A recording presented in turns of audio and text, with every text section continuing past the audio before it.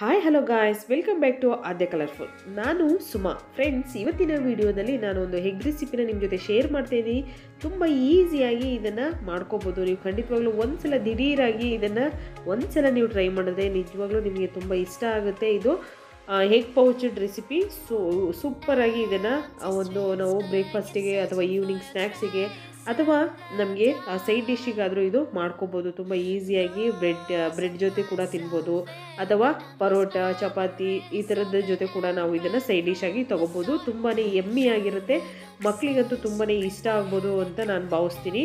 Egg ಪೌಚ್ಡ್ recipe ಇದು ಹೇಗೆ ಮಾಡೋದು ಅಂತ ಇವತ್ತಿನ ವಿಡಿಯೋದಲ್ಲಿ ನೋಡೋಣ. ವಿಡಿಯೋ ಇಷ್ಟ ಆದರೆ ಪ್ಲೀಸ್ ನನ್ನ ಚಾನಲ್ನ ಸಬ್ಸ್ಕ್ರೈಬ್ ಮಾಡ್ಕೊಳ್ಳಿ ಫ್ರೆಂಡ್ಸ್, ಹಾಗೆ ಲೈಕ್ ಮಾಡಿ ಮತ್ತು ಶೇರ್ ಮಾಡಿ. ಈಗ ಎಗ್ ಪೌಚ್ ರೆಸಿಪಿ ಮಾಡೋದಕ್ಕೆ ನಾನು ಮೊದಲನೇದಾಗಿ ಒಂದು ಪ್ಯಾನಿಗೆ 5 ಟೇಬಲ್ ಸ್ಪೂನ್ ಆಗುವಷ್ಟು ಆಯಿಲ್ನ ಹಾಕ್ಕೊಂಡಿದ್ದೀನಿ. ಆಯಿಲ್ ಹಾಕಿ ನಂತರ ನಾನು ಸಣ್ಣದಾಗಿ ಕಟ್ ಮಾಡಿರುವಂತಹ ಪೊಟ್ಯಾಟೊ ಪೀಸಸ್ನ ಹಾಕೋತಾ ಇದ್ದೀನಿ. ಆಲೂಗೆಡ್ಡೆನ ನಾನು ಸಣ್ಣದಾಗಿ ಕಟ್ ಮಾಡ್ಕೊಂಡಿದ್ದೀನಿ.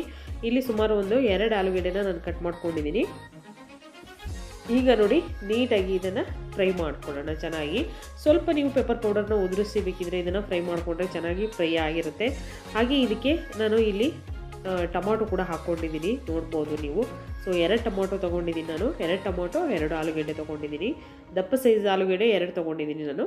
ಹಾಗೆ ಇದಕ್ಕೆ ಸ್ವಲ್ಪ ಪೆಪ್ಪರ್ ಪೌಡರ್ನು ಕೂಡ ಹಾಕ್ಕೋತಾ ಇದ್ದೀನಿ. ಹಾಗೆ ಇದಕ್ಕೆ ಉಪ್ಪನ್ನು ಕೂಡ ಸೇರಿಸ್ಕೋಬೇಕು ನಾವು. ಇಷ್ಟನ್ನು ಹಾಕಿ ಇವಾಗ ಮಿಕ್ಸ್ ಮಾಡ್ಕೊಳ್ಳೋಣ. ನೀಟಾಗಿ ಮಿಕ್ಸ್ ಮಾಡಿ ಆಲೂಗೆಡ್ಡೆ ಚೆನ್ನಾಗಿ ಬೇಯೋವರೆಗೂ ಇದನ್ನು ಬೇಯಿಸಬೇಕಾಗುತ್ತೆ. ಲಿಡ್ ಕ್ಲೋಸ್ ಮಾಡಿ ಸುಮಾರು ಒಂದು 3 ರಿಂದ 4 ನಿಮಿಷ ನೀವು ಬೇಯೋದಕ್ಕೆ ಬಿಟ್ಬಿಡಿ. ಬೆಂದ ನಂತರ ಇವಾಗ ನಾನು ಇದನ್ನು ಮೊಟ್ಟೆಗಳನ್ನು ಹಾಕ್ಕೋತಾ ಇದ್ದೀನಿ. ನೋಡ್ತಾ ಇದ್ದೀರಲ್ಲ, ಇದನ್ನು ನಾವು ಮಿಕ್ಸ್ ಮಾಡಬಾರ್ದು. ಮೊಟ್ಟೆನ ಒಡೆದು ಜಸ್ಟ್ ಹಾಗೇ ಹಾಕ್ತಾ ಇದ್ದೀನಿ. ನೋಡ್ಬೋದು ನೀವು ನಾನು ಹೇಗೆ ಹಾಕ್ತಾ ಇದ್ದೀನಿ ಅಂತ ನೋಡ್ಕೊಳ್ಳಿ. ಸೊ ಈ ಥರ ನಾನು 4 ಮೊಟ್ಟೆನ ಹಾಕ್ಕೊಂಡಿದ್ದೀನಿ. ಇದು ಪೌಚ್ಡ್ ಎಗ್ ಅಂತ ಫ್ರೆಂಡ್ಸ್. ತುಂಬ ಈಸಿಯಾಗಿ ಮಾಡ್ಬೋದು ಇದನ್ನು. ನಮಗೇನಾದರೂ ಈಗ ಸೈಡ್ ಡಿಶ್ಶಿಗೆ ಬೇಕು ಅಂದಾಗ ದಿಢೀರಾಗಿ ಇದನ್ನು ಮಾಡ್ಕೋಬೋದು. ಸೊ ನೋಡಿ, ನಾನು ಮೊಟ್ಟೆ ಮೇಲೆ ಈಗ ಸ್ವಲ್ಪ ಪೆಪ್ಪರ್ ಪೌಡರ್ ಮತ್ತು ಅಚ್ಕಾರದ ಪುಡಿ ಹಾಗೆ ಉಪ್ಪು ಇಷ್ಟನ್ನು ಕೂಡ ಮೇಲೆ ಉದುರಿಸ್ತಾ ಇದ್ದೀನಿ. ಸೊ ನಿಮಗೆ ಇಷ್ಟ ಆದರೆ ಅದನ್ನು ಮಾಡಿ, ಇಲ್ಲ ಅಂತಂದರೆ ನೀವು ಕ್ವಿಟ್ ಮಾಡ್ಬೋದು. ಯಾಕೆಂದರೆ ಸ್ವಲ್ಪ ಸಪ್ಪೆ ಸಪ್ಪೆ ಆಗುತ್ತೆ ಅಂತ ಹೇಳಿ ನಾನು ಉಪ್ಪು ಖಾರ ಎಲ್ಲ ಹಾಕ್ತಾಯಿದ್ದೀನಿ ಮೇಲ್ಗಡೆ.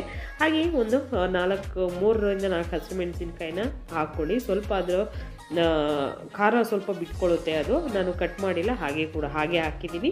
ಹಾಗೆ ಸ್ವಲ್ಪ ಕೊತ್ತಂಬರಿ ಸೊಪ್ಪನ್ನು ಕೂಡ ಉದುರಿಸ್ತಾ ಇದ್ದೀನಿ, ನೋಡ್ತಾ ಇರ್ಬೋದು.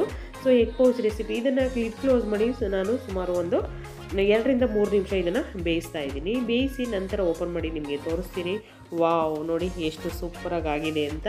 ಈಗ ಎಗ್ ಪೌಚ್ ರೆಸಿಪಿ ರೆಡಿಯಾಗಿದೆ. ನೀವು ಒಮ್ಮೆ ಆದರೂ ಇದನ್ನು ಈ ರೀತಿ ಮೊಟ್ಟೆನ ಮಾಡ್ಕೊಂಡು ತಿಂದರೆ ಖಂಡಿತವಾಗ್ಲೂ ನಿಮಗೆ ತುಂಬ ಇಷ್ಟ ಆಗುತ್ತೆ. ಮಕ್ಕಳಿಗೂ ಕೂಡ ಡಿಫ್ರೆಂಟ್ ರೆಸಿಪಿ ಕೂಡ ಇಷ್ಟ ಆಗುತ್ತೆ.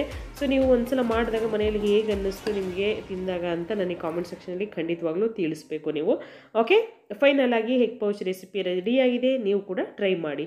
ವಿಡಿಯೋ ಇಷ್ಟ ಆದರೆ ಪ್ಲೀಸ್ ನನ್ನ ಚಾನಲ್ನ ಸಬ್ಸ್ಕ್ರೈಬ್ ಮಾಡ್ಕೊಳ್ಳಿ ಫ್ರೆಂಡ್ಸ್, ಹಾಗೆ ಲೈಕ್ ಮಾಡಿ ಮತ್ತು ಶೇರ್ ಮಾಡಿ.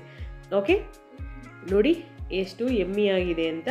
ಓಕೆ, ಇವತ್ತಿನ ವಿಡಿಯೋನ ಇಲ್ಲಿಗೆ ಮುಗಿಸೋಣ. ಮತ್ತೆ ಇನ್ನೊಂದು ಹೊಸ ವಿಡಿಯೋ ಜೊತೆ ಬರ್ತೀನಿ. ಅಲ್ಲಿವರೆಗೂ take care, bye, see you.